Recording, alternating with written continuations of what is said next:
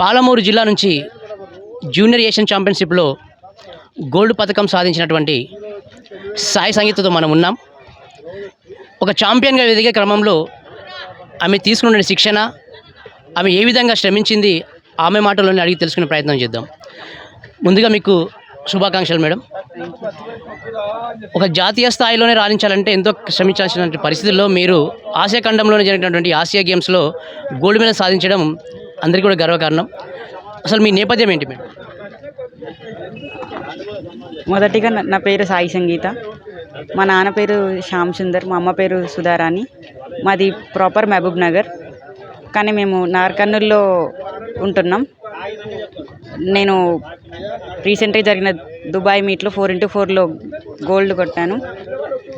ఈ ఇయర్లో నేను 5 మెడల్స్ కొట్టాను.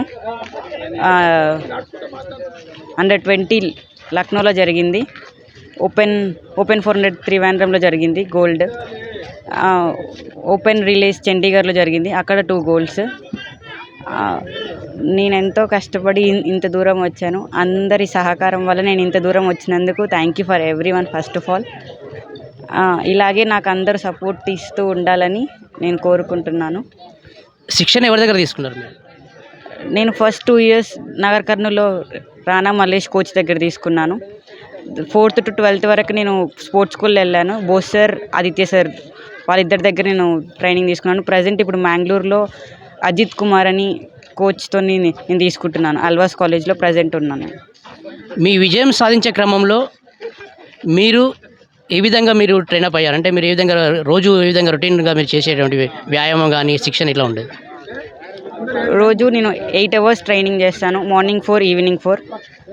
ఫుల్ హార్డ్ వర్క్స్ చాలా ఉంటాయి. అన్నీ దాటుకొని ఇంత దూరం వచ్చాను. మీ జర్నీలో మీకు ఎవరెవరు ప్రోద్బలం, అంటే మీకు ఎవరు సపోర్ట్గా ఉన్నారు ఎక్కువ? నాకు ఎక్కువ మా పేరెంట్స్ లైక్ బ్యాక్ బోన్. ఎప్పుడు ఏం అడిగినా అన్నీ ఇస్తారు, ఏది లేదనకుండా నాకైతే అన్నీ ఇస్తారు. ఫ్రెండ్స్, కోచెస్ అండ్ ఎవ్రీవన్ నాకు అందరూ సపోర్ట్ ఇచ్చారు. ఎవరు లేదు అని అనకుండా ఏ టైంలో నేను ఏం అడిగితే అది అందరు నాకు ఇచ్చారు. Thank you. అయితే ఇప్పుడు ఎక్కువ చూసినా కూడా ముఖ్యంగా ఇండియాలో క్రికెట్ మేనియా బాగా నడుస్తుంది. ఎవరు క్రికెట్ అంటున్నారు. ఈవెన్ ఉమెన్స్ టీం కూడా క్రికెట్ టీం ఉంది. ఉమెన్స్ ఐపీఎల్ లాంటిది కూడా స్టార్ట్ అయింది కదా లీగు. మరి మీరు క్రికెట్ వైపు వెళ్ళకుండా అథ్లెటిక్స్ ఎందుకు ఎంచుకున్నారు? అది క్రికెట్ అన్నీ అది కూడా బాగుంటుంది. అది బాగుంటుందని కాదు, దానికి కూడా ఫేమ్ వస్తుంది, దీనికి ఫేమ్ రాదని కాదు. అది టీమ్ గేమ్. అది ఎప్పుడు వస్తాం, ఎవరు వస్తామో ఎక్కడ తెలియదు. ఇది ఇండివిజువల్, ఎవరు పోరాటం వాళ్ళే చేసుకోవచ్చు. మీరు ఆసియా గేమ్స్లో జూనియర్ ఆసియా గేమ్స్లో గోల్డ్ మెడల్ సాధించడం ఎలా ఫీల్ అవుతున్నారు? నాకు చాలా హ్యాపీగా ఉంది. అసలు నేను చెప్పలేకపోతున్నాను. నాకు కాకపోతే నా వెనకల కష్టం చూసుకుంటే ఇది ఒక మెడల్ చిన్న తక్కువే అనిపిస్తుంది. రాబోయే క్రీడ అంటే మీరు కూడా చిన్న వయసు ఇంకా అయినా మీరు మీ తోటి క్రీడాకారులకు కానీ భవిష్యత్తులో ఇంకా క్రీడల వైపు అంటే అథ్లెటిక్స్ వైపు వచ్చే వారికి ఏ విధమైన సందేశం ఇస్తారు?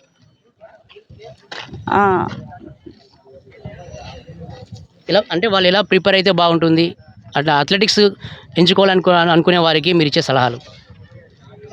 ట్రైనింగ్ హార్డ్ ఉందని ఆపేయద్దు. ఆ హార్డ్ టైంలోనే ఇంకొక ఎక్కువ రిపిటేషన్ చేస్తే మనకు అది ఎక్కడైనా ఏ టైంలో అయినా యూస్ అవుతుంది. ఎప్పుడు హార్డ్ ఉందనేసి ఎప్పుడు వదిలేయొద్దు. ఒక రిపిటేషన్ కాకపోతే ఒక రిపిటేషన్, ఒక్క మైక్రో సెకండ్ అథ్లెట్స్ మెయిన్లీ ఒక్క మైక్రో సెకండ్ చాలా అంటే చాలా వాల్యూ. నేను 2 మైక్రో సెకండ్స్ కోసం 2 years కష్టపడ్డాను. సో ఎవరు నెగ్లెక్ట్ చేయొద్దు. అందరికి వస్తుంది ఛాన్స్. ఎవరు స్టేట్లో మెడల్ రాలేనప్పుడు నా లైఫ్ అయిపోయిందని మాత్రం ఎవరు అనుకోవద్దు. Try until will get success. ఇంకా మీ భవిష్యత్తు లక్ష్యాలు ఏమున్నాయండి? ఒలింపిక్ మెడల్ అని నేను అనుకుంటున్నాను. చేస్తా. I will try my best. Palamuru జిల్లా అంటేనే చాలా వెనుకబడిన జిల్లా అని చెప్తుంటారు. అలాంటి ఒక వెనుకబడిన జిల్లా నుంచి అంతర్జాతీయ స్థాయిలో గోల్డ్ మెడల్ సాధిస్తున్నారు కదా మీరు. మరి పాలమూరు జిల్లా నుంచి ఉన్నటువంటి ఇక్కడ కోచ్లు కానీ ఇక్కడ మీకు ఎవరైతే ట్రైనప్ ఇస్తుంటారో వాళ్ళ గురించి ఏం చెప్తారు? నాకు ఇచ్చిన ప్రతి ఒక్క కోచ్, నాకు సపోర్ట్ చేసిన ప్రతి ఒక్క కోచ్, ఎంకరేజ్ చేసిన వాళ్ళందరికీ థ్యాంక్ యూ సో మచ్. ఇట్లే నాకు ఎప్పుడు ఉండాలని అనుకుంటున్నాను. ఇప్పటివరకు నన్ను ఎవరు డిస్కరేజ్ చేయలేదు. నేను ఇన్ని మీట్స్ ఆడినా, ఇన్ని నేషనల్స్లో నాకు మెడల్స్ రాకపోయినా సరే నన్ను ఎవరు డిస్కరేజ్ చేయలేదు. అందరూ ఎంకరేజ్ చేసుకుంటూనే వస్తున్నారు. ఇంకా ముందు కూడా ఎంకరేజ్ చేయాలని అనుకుంటున్నాను. ఒక క్రీడా ఆణిముత్యాన్ని తీర్చిదిద్దిన ఆమె ఫాదర్ దగ్గర ఉన్నాం. మరి ఆయన ఏ విధంగా ఎంకరేజ్మెంట్ చేశారు, ఆసియాలోనే గోల్డ్ మెడల్ సాధించినందుకు ఆయన ఏ విధంగా ఫీల్ అవుతుండో ఆయన మాటలు అడిగి తెలుసుకునే ప్రయత్నిద్దాం. నమస్కారం సార్. నమస్కారం. మీ అమ్మాయి ఈరోజు అంతర్జాతీయ స్థాయిలో ఏషియా గేమ్స్లో గోల్డ్ మెడల్ సాధించింది. పాలమూరు జిల్లా నుంచి మొదటి వ్యక్తి అని తెలిసింది మాకు. మీరు ఎలా ఫీల్ అవుతున్నారు? చాలా హ్యాపీ సార్. మొదటగా మొదటి నుంచి ఇక్కడ నాది ఇదే మామ్నార్లో స్టేడియం గ్రౌండ్లో నేను ట్రైనింగ్ చేసేది సార్. నేను స్వతహాగా వాకర్ని.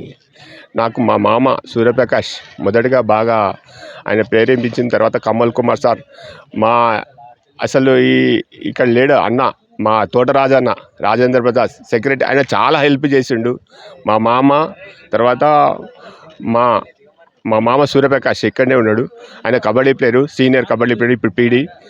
తర్వాత తోటరాజన్న, కమల్ కుమార్ సింగ్, మా సీనియర్స్ అందరూ నాకు సహకరించిన తర్వాత నాకు ఒక దృక్పథం ఉండే. ఫస్ట్ నేను నేషనల్ ఆడినా, నేను నేషనల్ ఆడితే ఇంత ఉండి నాకు మెడల్ వస్తే మన ఇంటి నుంచి మన ఆనుభూత్యాన్ని ఎవరినైనా ఒకరిని ఇట్లా చేయాలనే ఆలోచనతోన మొదటి నుంచి నాకు దృక్పథం ఉన్నది.